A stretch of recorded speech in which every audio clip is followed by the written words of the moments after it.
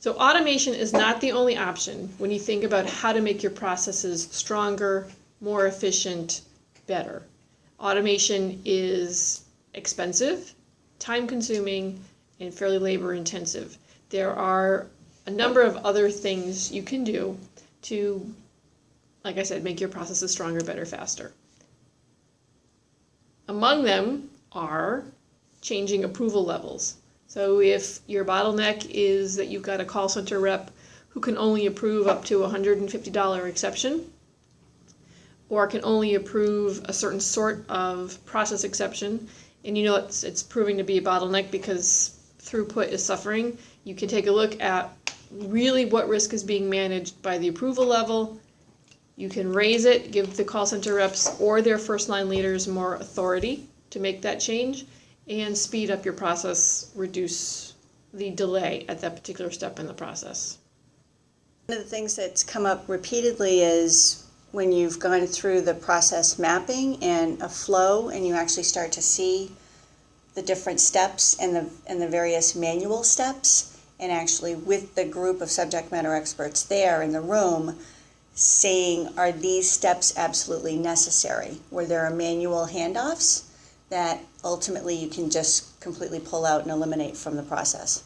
So you can have the handoff eliminated, someone still has to do the work in some cases. So you can either you can eliminate the task altogether because it's really not adding any value, it's not necessary. Like why do you have to sign that form? Yep.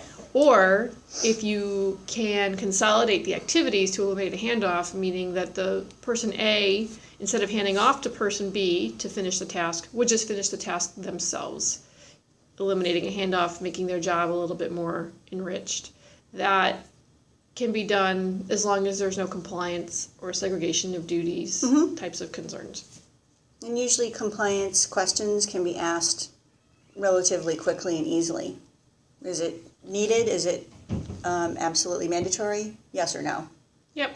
And then you just figure out the other way of handling it. And so the 5 whys technique is pretty much a good idea to use then. So you can use the 5 whys to say, well, why are you doing it?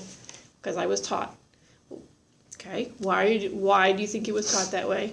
Well, I think it's a requirement on the form. Why is it a requirement on the form? Maybe because the compliance department says we have to check that box. Why does the compliance department say you have to check that box? I don't know. And then you go and you ask the compliance department, why do you make them check the box? Either there's a regulatory requirement that they happen to be complying with, or there's not and they just thought it was a good idea and you can change it. But if you ask the whys 5 times, then you can usually get to a place where, okay, we can eliminate this, or that's why it's here, it has to stay, or that's why it's here, it doesn't have to stay, but we can't, we have to replace it with something. You can get to a point where that kind of decision can be made.